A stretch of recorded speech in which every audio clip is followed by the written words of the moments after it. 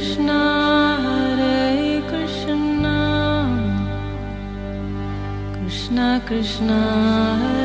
Hare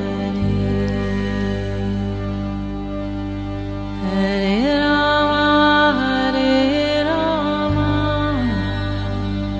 Rama Rama Hare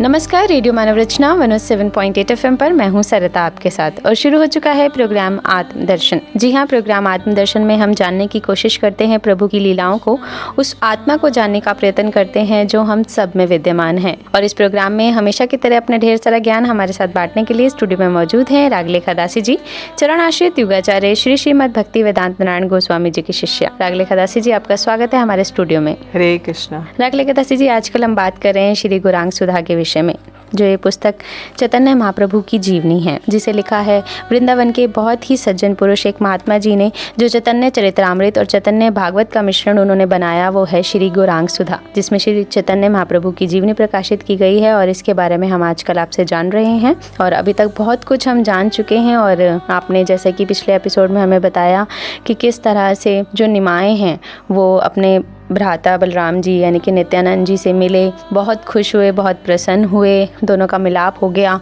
ये सब हमने पिछले एपिसोड में जाना और किस तरह से पूरा का पूरा नवद्वीप जो है वो कृष्ण भक्ति रस में डूबा हुआ है। जी, आगे बढ़ते हैं अपनी कहानी में। अब बताएंगे कि जिस तरह से वो सत्संग कीर्तन हो रहा था, वहाँ का पूरा वातावरण बैकुंठ के समान हो गया था। हमने जाना आपसे अपने पिछले एपिसोड में। आगे इस कड़ी में क्या हुआ? जी, चैतन्य महाप्रभु ने नित्यानंद प्रभु से कहा और श्रीवास जी से कहा कि हम लोग व्यास पूजा करेंगे। हाँ जी, तो व्यास जी का आविर्भाव दिवस जो आषाढ़ी पूर्णिमा है उसके दिन व्यास पूजा करेंगे। जी जी। तो श्रीवास जी ने अपने घर में सब तैयारियां कर ली हैं, पूजा की सामग्री इकट्ठी कर ली, सब वैष्णवों को निमंत्रण दे दिया। अब वो जब श्रीवास जी ने सारा कुछ अपना रेडी कर लिया तो नित्यानंद प्रभु को कहा माला देकर कि आप है ना ये माला लीजिए और मंत्र पढ़ के व्यास जी को प्रणाम करके उनको पहनाइए। जी। तो उन्होंने यदि कोई व्यास जी को प्रणाम करता है तो वो बड़े प्रसन्न हो जाते हैं, तो आपकी मनोअभिलाषाओं को पूर्ण करते हैं। जी। तो नित्यानंद प्रभु ने माला तो ले ली किंतु मंत्र पढ़कर व्यास जी को ना पहना के चुपचाप खड़े होकर अच्छा अच्छा कहने लगे। अच्छा। और बहुत देर तक इस तरह माला लेकर मन ही मन कुछ कहते हुए इधर उधर देखने लगे। ये देखकर श्रीवास जी प्रभु के पास गए और उन्हें बताया कि श्रीपाद जी तो व्यास जी की पूजा नहीं कर रहे हैं। तो विशंबर जी दौड़े दौड़े आए, नित्यानंद प्रभु के सम्मुख खड़े हो गए और प्रभु ने कहा श्रीपाद जी आप जल्दी से अपनी माला अर्पण करके व्यास जी की पूजा कीजिए। नित्यानंद प्रभु ने प्रभु को अपने सम्मुख देखा तो तुरंत उनके गले में माला पहना दी। अच्छा। तो नित्यानंद प्रभु ने ये दिखलाया कि देखो व्यास जी के भी जो मूल है वो गौर सुंदर है और उनकी पूजा करने से व्यास जी की पूजा हो जाती है, क्योंकि अखंड गुरु तत्व है नित्यानंद प्रभु और वो व्यास जी की वो पूजा कर रहे हैं। तो जैसे इन्होंने प्रभु को माला पहनाई वैसे गौर सुंदर ने षटभुज रूप प्रकट कर लिया, 6 भुजाओं वाला रूप प्रकट करा उन्होंने। और उसी समय उनके हाथ में शंख चक्र गदा पद्म हल और मूषल का दर्शन हुआ। नित्यानंद प्रभु मूर्छित हो गए और उन्हें मूर्छित देखकर सभी वैष्णव लोग भयभीत होकर कृष्ण का स्मरण करते हुए उनसे प्रार्थना करने लगे, हे कृष्ण इन पर कृपा कीजिए, इनकी रक्षा कीजिए। इस प्रकार जब गौर सुंदर स्वयं अपने हाथों से उन्हें उठाने लगे, नित्यानंद उठो, स्थिर हो जाओ और जिस कार्य के लिए तुम्हारा अवतार हुआ है, कीर्तन के प्रचार के लिए हुआ है, वह पूरा होने वाला है। अच्छा जी। और तुम्हें क्या चाहिए? तुम तो स्वयं प्रेममय हो, तुम्हारी कृपा के बिना तो कोई भी प्रेमा भक्ति प्राप्त नहीं कर सकता जी।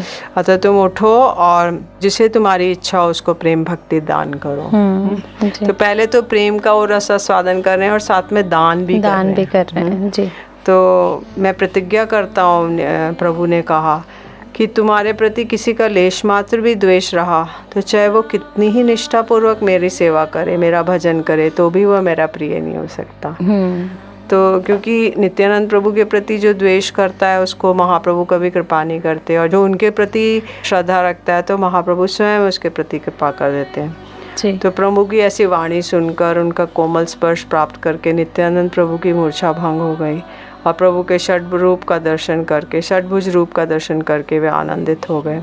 तो कहते हैं जिस अनंत देव के हृदय में सर्वदा ही प्रभु विराजमान रहते हैं, उस प्रभु को षड्भुज रूप में देखकर नित्यानंद प्रभु को जो आश्चर्य हुआ वह केवल अवतार के अनुरूप एक लीला थी। नित्यानंद प्रभु का नित्य सिद्ध स्वभाव है कि वे एक क्षण के लिए भी प्रभु की सेवा किए बिना नहीं रह सकते। सब समय उनको सेवा चाहिए नित्यानंद प्रभु को जी।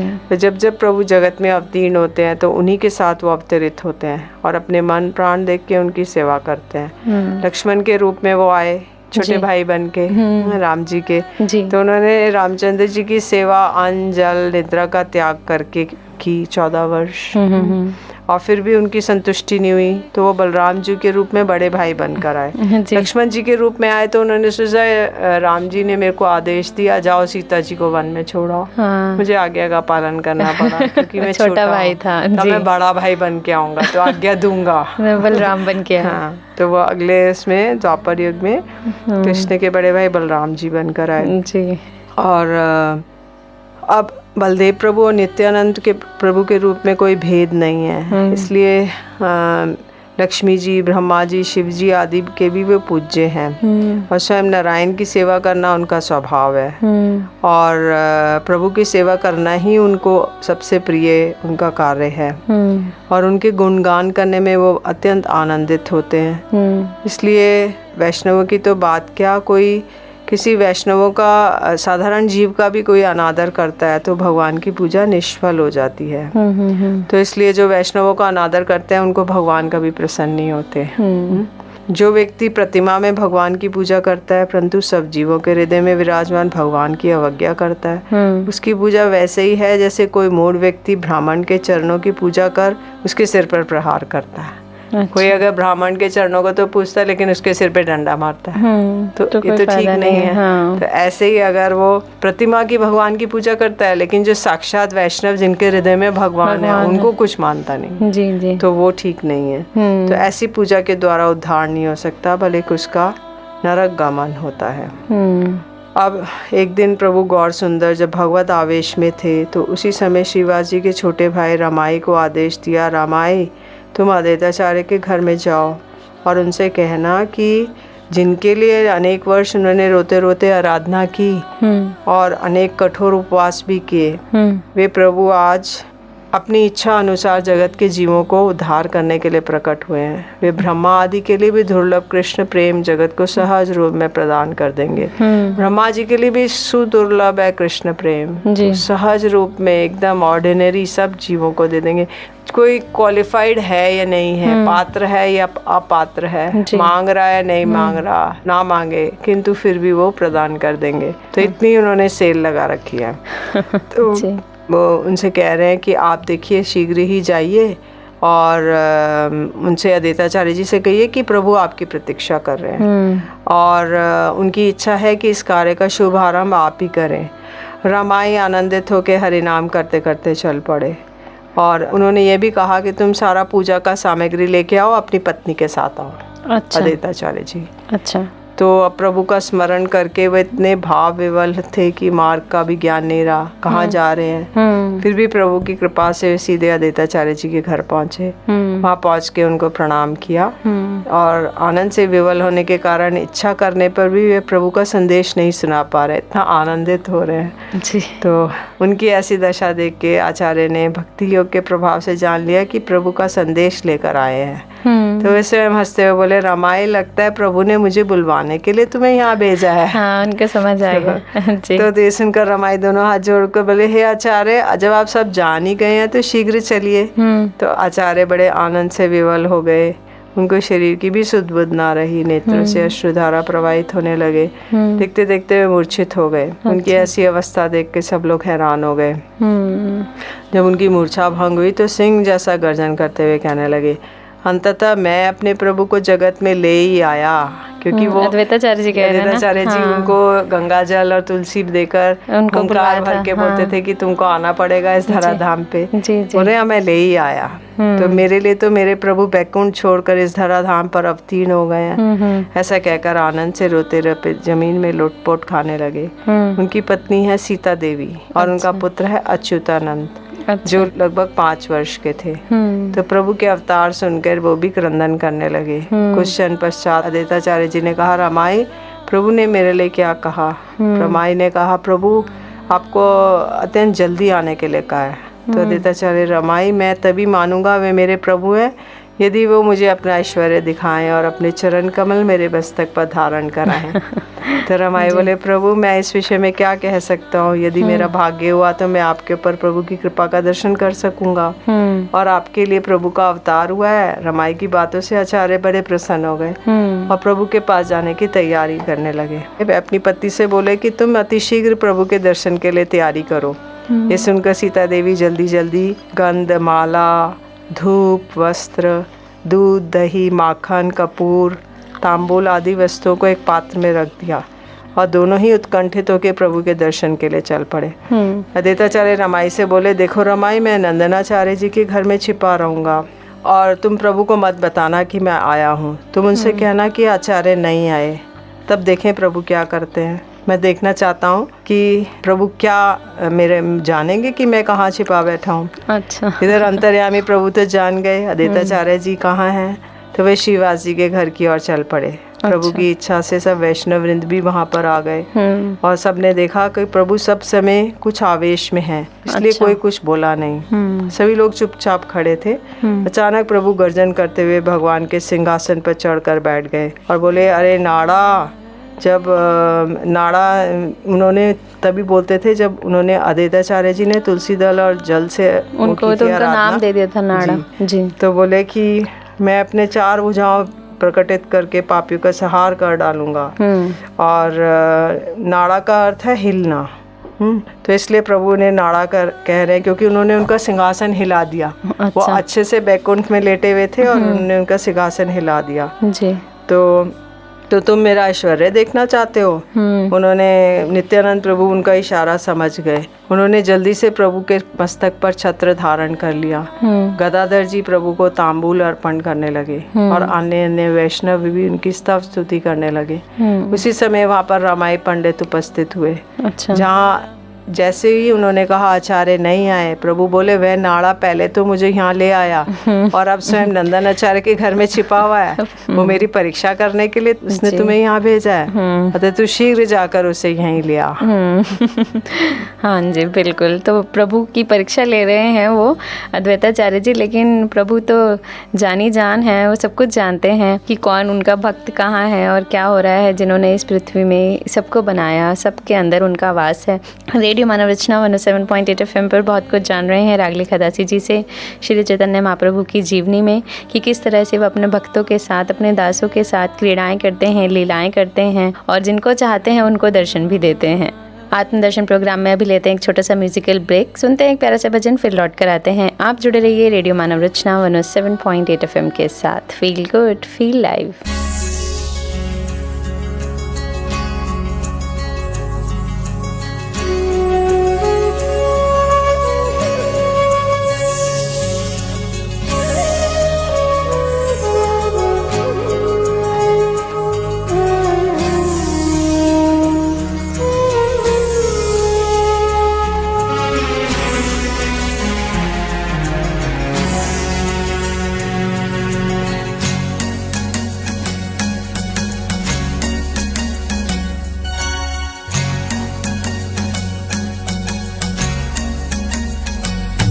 मुझे चरणों से लगा ले मेरे श्याम मुरली वाले,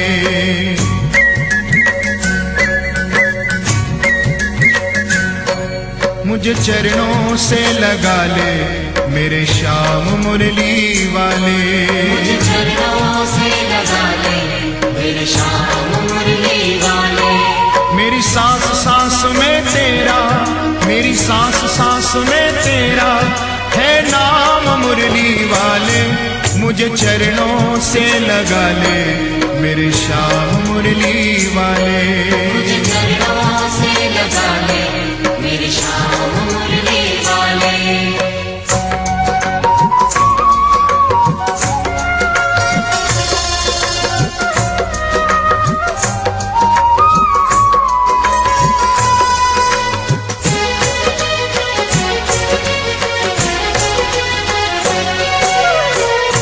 भक्तों की तुमने काना विपदा है टारी, कि तुमने कान्हा विपदा है तारी, मेरी विवाह थामो आके बिहारी, मेरी विवाह थामो आके बिहारी।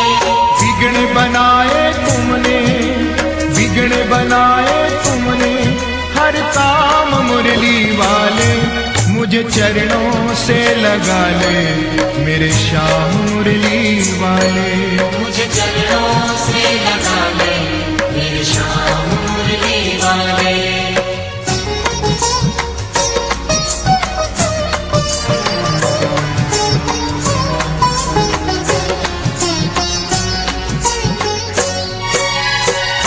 पतझड़ है मेरा जीवन बन के बहार आजा,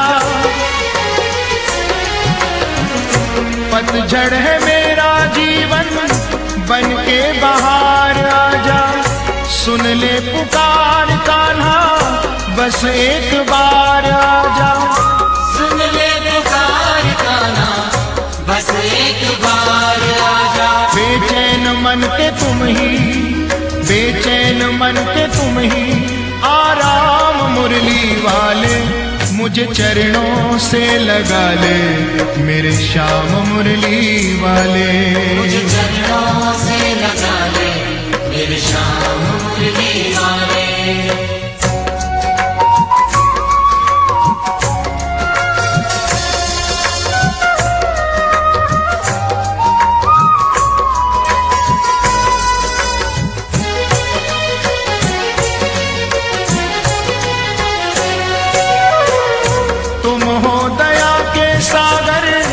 जन्मों की मैं हूँ प्यासी,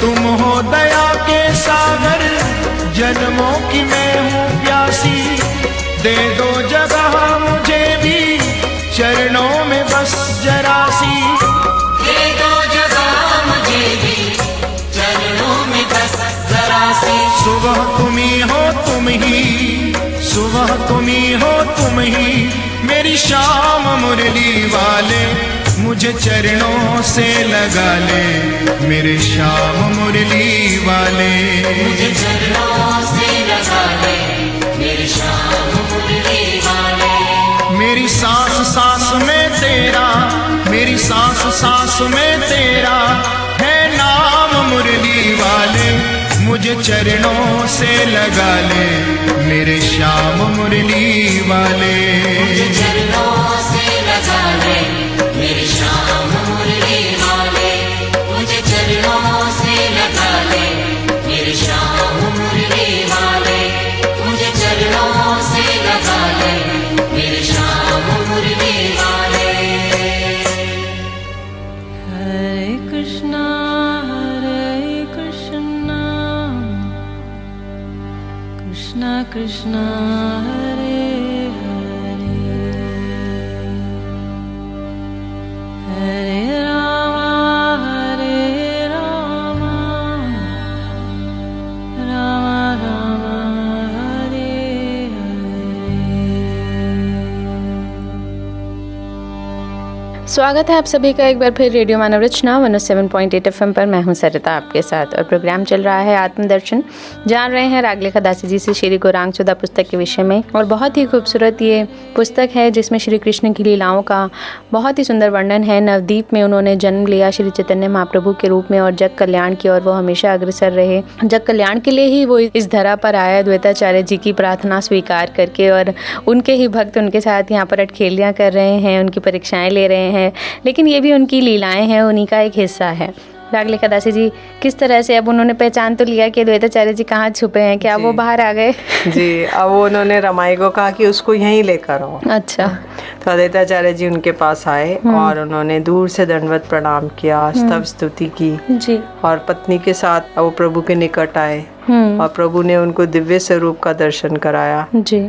प्रभु का जो वर्ण था वो था जैसे तपे हुए सोने को पिघला दिया जाता। अच्छा, गोल्डन कलर के हो गए। गोल्डन कलर के हैं ही वो, गोल्डन शुरू से जब से जन्मे हैं वो यही कलर के। जी जी। तो और उनका एकदम लावण्य, उनके शरीर से छटाएं निकल रही हैं जी। जो करोड़ों कामदेव को पराभूत कर रही हैं। और उनकी दोनों भुजाएं सोने के 2 स्तंभ जैसी लग रही हैं, जैसे 2 खंबे से लगा दी हूँ। जी। और जिन पर रत्न जड़ित अलंकार झलमिला रहे हैं। उनके वक्षस्थल पे श्रीवत्स है। श्रीवत्स एक कौस्तुभ मणि, उसके उधर एक केशों का एक गुच्छा है जो कि उल्टी डायरेक्शन में है। अच्छा। उसमें भृगु ऋषि ने एक बार परीक्षा की थी और भृगु ऋषियों ने उनको कहा कि तुम जाके पता लगाओ कि कौन से सबसे ज़्यादा अच्छे, मतलब किसकी उपासना की जाए, ब्रह्मा विष्णु महेश। तो उन्होंने जब वो ब्रह्मा जी के पास गए तो उनको प्रणाम नहीं किया, तो ब्रह्मा जी क्रोधित हो गए। फिर शिव जी के पास गए तो शिव जी को जाके बुरा भला कहने लगे कि देखो शमशान में रहता है, भस्म लगाता है, मुंडमाला पहनता है। तो शिव जी तो त्रिशूल लेके उनको मारने दौड़े। तो उसके बाद वो विष्णु जी के पास गए तो विष्णु जी के पास जाके उन्होंने अपने चरण के प्रहार से उनके वक्षस्थल पे किया। तो विष्णु जी कहते हैं, हे ब्राह्मण देव, आपको कहीं चोट तो नहीं लगी? मेरा वक्षस्थल तो इतना कठोर है जी।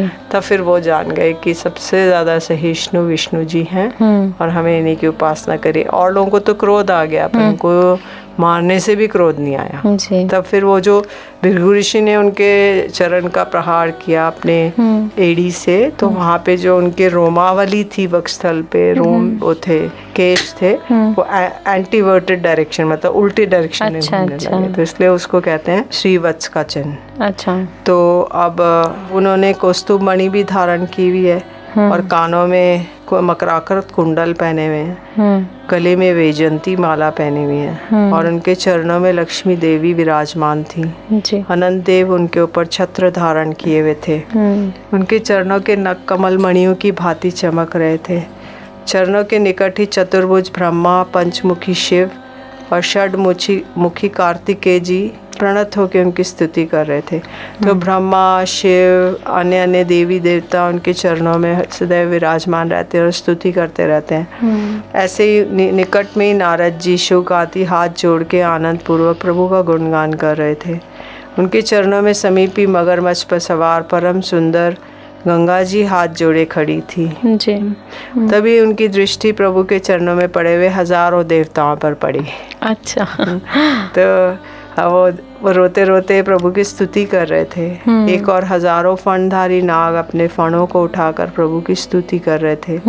उनके निकट में ही उनकी पत्नियां सजल नयनों से क्रंदन करके गदगद कंठ से प्रभु की वंदना कर रही थी। और आकाश, गज, हंस, अश्व सब हजारों विमानों से भरा हुआ था। मतलब आकाश में गज, हंस, अश्व आदि ये सब विमानों में बैठे हुए थे सब देवता लोग। और जितने भी इंद्रादि देवताएं थी उनकी स्त्रियां आनंद से प्रभु का गुणगान कर रही थी, उन पे पुष्प वृष्टि कर रही थी। और इन समस्त दृश्यों को देख के पति पत्नी दोनों हतप्रद हो गए। तो अद्वैताचार्य जी ये सुंदर दृश्य देख रहे हैं कि इतने लोग उनकी स्तुति कर रहे हैं। तो उनके मुख से एक शब्द भी नहीं निकला और उन्हें इस प्रकार मोहित होकर देखकर गौर सुंदर जी अद्वैताचार्य जी को कहने लगे, आचार्य तुम्हारी प्रतिज्ञा के कारण मुझे यहाँ आना पड़ा। मैं तो क्षीर सागर में सो रहा था, परंतु तुमने जैसे मेरी आराधना की एवं संकल्प किया उससे मेरी निद्रा भंग हो गई और मुझे यहाँ आना पड़ा जी। इसके अतिरिक्त मेरे चारों ओर जो इन भक्तों को देख रहे हो ना, ये सभी मेरे गण हैं जो तुम्हारे लिए ही इस जगत में अवतीर्ण हुए हैं। और जिन वैष्णवों का दर्शन करने के लिए ब्रह्मा जी भी लालायित रहते हैं, आज तुम्हारी कृपा से साधारण मनुष्य भी उनका दर्शन पाकर धन्य अति धन्य हो जाएगा। कहते हैं जो वैष्णव, जो भगवान के विष्णु के भक्त हैं, वो लोग देवता लोग भी लालायित रहते हैं कि हमको वैष्णवों के दर्शन हो जाए। अच्छा। शिव जी हमेशा वैष्णव संग करना चाहते हैं। तो सनातन गोस्वामी जी थे, तो हम सनातन गोस्वामी जी एक स्थान में रहते थे चक्रेश्वर महादेव के उधर। अच्छा। गोवर्धन में मानसी गंगा के निकट। तो वहाँ पे प्रतिदिन वो शिव जी को कृष्ण कथा सुनाते थे। अच्छा। तो एक बार वहाँ बहुत मच्छर हो गए, तो सनातन गोस्वामी पाद कहने लगे कि मैं तो यहाँ नहीं रहूँगा और मैं यहाँ से चला जाऊँगा। तो शिव जी कहने लगे आपको क्या कष्ट है? बोले बहुत मच्छर है, मैं तो भजन नहीं कर पाता हूँ। तो बोले कि अच्छा ठीक है, मैं ये स्थान को वरदान देता हूँ, यहाँ पे कभी कोई मच्छर नहीं आएंगे। अच्छा। तो बोले लेकिन आप मत जाइए, क्योंकि आप चले जाएंगे तो मुझे कृष्ण कथा कौन सुनाएगा। अच्छा। तो इसलिए सब जो देवी देवता हैं वो लोग बड़े लालायित रहते हैं कि हमें वैष्णवों से भगवान की कथा सुनने को प्राप्त हो जाए। जी। तो अब बोले कि उनके मुख से ऐसी बातें सुनकर आचार्य बड़े प्रेम में विवल हो गए और कहने लगे प्रभु चारों वेद जिस आपके विषय में वर्णन करते हैं, परंतु स्वयं उन्होंने भी अभी तक आपका दर्शन नहीं किया, परंतु आज मेरा जन्म कर्म सब सफल हो गया। आदित्याचार्य जी का कंठ अवरुद्ध हो गया, वे आनंद सागर में डूब गए। उनकी ऐसी अवस्था देखे प्रभु बोले आचार्य धैर्य धारण करो और मेरी पूजा करो। प्रभु का आदेश प्राप्त करके वो उनके चरण कमलों की पूजा करने लगे और उन्होंने सर्वप्रथम प्रभु के चरणों को धोया, जिसको कहते हैं पाद्य। फिर उन्होंने उनको तुलसी और पुष्प प्रदान किए, फिर धूप दीप से उनकी आरती की और उसके बाद प्रभु को दिव्य माला पहनाई, वस्त्र दिए, अलंकार दिए और उनको प्रणाम करते हुए बोले कि हे प्रभु आप विष्णु हैं, आप ही कृष्ण हैं, आप ही नारायण हैं, मत्स्य हैं, कूर्मा हैं, नरसिंह हैं, वराह हैं, तो आप सभी हैं। चारों वेद आपका अन्वेषण करते रहते हैं, परंतु आप यहाँ छिपकर नाना प्रकार की लीलाएं कर रहे हैं। संकीर्तन धर्म के प्रचार के लिए आपका अवतार हुआ है। इस प्रकार अद्वैताचार्य जी के शरीर में अष्ट सात्विक भाव प्रकट होने लगे। उनका शरीर कांपने लगा, आंखों से अश्रुधारा प्रवाहित होने लगी, कंठ अवरुद्ध हो गया और देखते देखते वे मूर्छित होकर भूमि पर गिर पड़े। उनकी ऐसी स्थिति देखकर प्रभु का हृदय बड़ा द्रवीभूत हो गया। उन्होंने उनके अपने चरण कमल उनके मस्तक पर धारण करा दिए। ये देखकर सभी भक्त बिन जय जयकार करने लगे। उन्होंने भक्त की इच्छा पूरी की। जी। तो उन्हीं की इच्छा थी कि मेरे मस्तक पे अपने चरण कमल रखें। जी जी। तब आचार्य जी की मूर्छा भंग हुई और प्रभु ने उन्हें आदेश दिया नाड़ा मेरे कीर्तन में नृत्य कर। तब आदेश पाकर उन्होंने आनंद से नृत्य करने लगे और सभी भक्त वृंद कीर्तन करने लगे। आचार्य का अद्भुत नृत्य देखकर प्रभु बड़े प्रसन्न हुए और उन्होंने उनके गले में अपने गले की माला उनके गले में डाल दी और कुछ क्षण के बाद सारा नृत्य समाप्त करने को कहा तो वे शांत हो गए। उनके शांत होने पे प्रभु बोले आचार्य तुम मुझसे कुछ वर मांगो। हे सुनकर आचार्य बोले नहीं, चुपचाप खड़े रहे। प्रभु के पुनः पुनः कहने पर बोले प्रभु अब आपसे क्या वर चाहूँ, जो मैं चाहता हूँ वह सब मिल ही गया। आपको इस जगत में लाकर मैंने आपके समक्ष नृत्य किया, यही मेरा अभिष्ट था। इसके अतिरिक्त और मुझे क्या चाहिए क्या नहीं वे सब आप जानते हैं, आप अंतर्यामी हैं, तो मैं क्या कहूँ। तो बोले तुम्हारे लिए ही मेरा अवतार हुआ है, अब मैं घर घर जाके कीर्तन का प्रचार करूंगा और जिस चीज के लिए ब्रह्मा शिव भी अभिलाषा करते हैं उस दुर्लभ कृष्ण प्रेम को मैं सभी को प्रदान करूंगा। तो आचार्य जी आनंद से बोले कि जो विद्या उच्च कुल धन आदि के मद में आपकी भक्ति का निरादर करते हैं, यदि किसी को बहुत विद्या है तो वो भगवान की भक्ति नहीं करना चाहता, किसी का उच्च कुल में जन्म हुआ है तो नहीं करना चाहता और किसी के पास बहुत धन है धनवान है तो नहीं करना चाहता, जो आपकी कृपा से स्त्री शूद्र चंडाल सभी को कृष्ण प्रेम में नृत्य करते देखेंगे और ईर्ष्या से जल मरेंगे, मैं यही देखना चाहता हूँ। तो स्त्रियों को वेदों से वंचित किया जाता है, शूद्र लोगों को भी। ऐसा शास्त्र का विधान है कि स्त्रियां वेद नहीं पढ़ेंगी। ऐसा क्यों? क्योंकि ऐसा उनको उसका माना जाता है, लेकिन अभी तो ऐसा नहीं है, अभी तो लोग और भी शास्त्र पढ़ सकती हैं। तो स्त्रियां शूद्र और उनको चांडाल को ऐसा वर्जित है। अच्छा। लेकिन महाप्रभु ने आकर ये सब चंडाल तक को भगवान का नाम करने का अधिकार प्रदान किया, किंतु वेद वो नहीं पढ़ सकते थे, किंतु नाम तो ले सकते हैं ना। तो नाम लेने के बल से उनको ये अधिकार प्राप्त हो जाएगा। जी। तो प्रभु मुस्कुराने लगे कि आपकी इच्छा अवश्य ही पूर्ण होगी और सभी लोग आनंद से जय जयकार करने लगे। जी। तो प्रभु का नाम जो है चारों दिशाओं में गूंज रहा है प्रभु ने अपने भक्तों की सभी इच्छाएं पूरी की हैं और हमेशा करते रहे हैं, और वो जिस चीज़ के लिए, जिस कर्म के लिए उन्होंने इस धरा पर अवतरित हुए, वो सभी को कृष्ण नाम देने के लिए, एक जन संदेश देने के लिए कि कृष्ण भजन, कृष्ण कीर्तन ही में सब कुछ है। रेडियो मानव रचना 107.8 FM पर मैं हूँ सरिता आपके साथ, और प्रोग्राम आत्मदर्शन में जान रहे थे हम रागलेखा दासी जी से श्री गौरांग सुधा पुस्तक में चैतन्य महाप्रभु जी की जीवनी, जिन्होंने इस धरा पर नवद्वीप में जन्म लिया और जन कल्याण के लिए वो अग्रसर हुए, सभी को हरि नाम का संकीर्तन कराने के लिए वो प्रकट हुए। और भी बहुत कुछ जानेंगे रागलेखा दासी जी से, लेकिन अपने अगले एपिसोड में, क्योंकि अभी वक्त हो चला है हमारे यहाँ से जाने का, आपसे इजाज़त लेने का। अगर आप भी कुछ कहना चाहते हैं इस प्रोग्राम के विषय में, आपकी कोई राय है, तो आप हमें SMS कर सकते हैं 8010781078 पर। रागलेखा दासी जी, आपका बहुत बहुत शुक्रिया हमारे स्टूडियो में आने के लिए और इतनी ज्ञानवर्धक बातें हमारे श्रोताओं को बताने के लिए। हरे कृष्ण। अगले एपिसोड में जानेंगे रागलेखा दासी जी से बहुत कुछ। आप जुड़े रहिए रेडियो मानव रचना 107.8 FM के साथ आने वाले और भी प्रोग्राम्स के लिए। Feel good, feel live.